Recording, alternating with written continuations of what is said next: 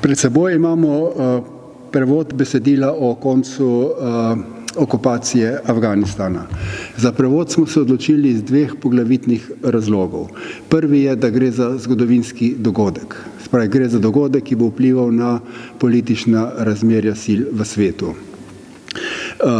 NATO je v Afganistanu doživel vojaški poraz in mnogi vidijo v osvoboditvi Afganistana začetek konca ameriškega imperija. Ta dogodek bo gotovo imel pomembne geopolitične posledice. V Afganistanu se namreč sekajo vsi evrazijske integracije. Leži torej na izjemno pomembnem političnem, na strateško-političnem položaju. Poleg tega gre za državo, ki je bogata na redkih mineralih in kovinah. Drugi razlog za prevod je o tem, da v Afganistanu vemo relativno malo, imamo pa zato toliko več predsodkov in stereotipov.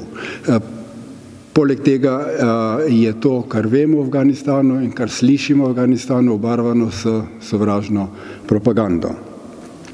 Besedilo, ki smo ga prevedli, je kratko, pregledno in zelo jasno napisano, je zelo informativno in mislim, da od vseh besedil, ki so bila napisana in objavljena po koncu okupacije in odtlej, najuspešnejše združuje poglobljeno strokovno znanje s popularnostjo prikaza, z razumljivim jezikom, v katerem je napisano. Avtorja sta ameriško-britanska antropologa, ki sta začela raziskovati Afganistan že pred pol stoletja. Gre torej za izjemna poznavalca te države in njenih prebivalcev. O kvaliteti teksta nenazadnje priča to, da je naš slovenski prevod že 8. prevod tega spisa. Vsebinsko avtorja obravnavata zadnjih 50 let afganistanske zgodovine, začeta s sovjetsko vojaško intervencijo, nadaljujeta z državljansko vojno, ki je sledila umiku Sovjetske zveze iz Afganistana, govorita o tem, kako so talibani sredi 90-ih let in zakaj so talibani sredi 90-ih let prevzeli oblast v Afganistanu. Nadalje govorita o ameriškem vojaškem napadu na državo in o 2 desetletjih okupacije, ki je sledila. Nažalost smo v tej okupaciji sodelovali tudi Slovenci in si po nepotrebnem umazali roke. Argumentacijo avtorja bi bilo mogoče strniti v naslednjih točkah. Prvič, ZDA so v Afganistanu doživele vojaški poraz. Eno najmočnejših, gotovo pa najdražjih vojsk na svetu je porazila ena najrevnejših držav.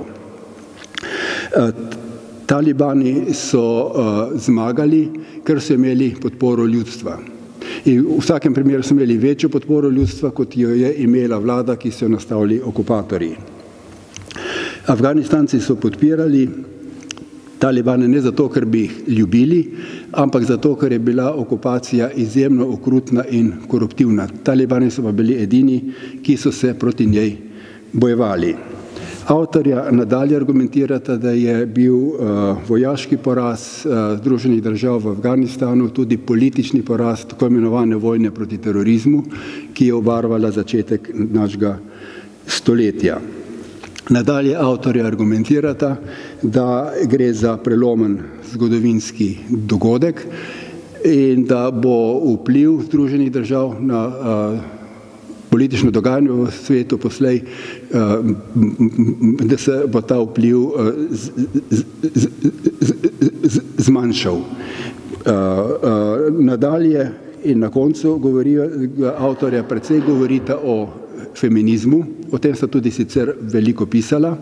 Kot je znano, je bil napad na Afganistan in okupacija Afganistana upravičevana v imenu obrambe afganistanskih žensk. To opravičilo in argumentacijo so prevzeli tudi feministi in feministke na Zahodu in v Afganistanu.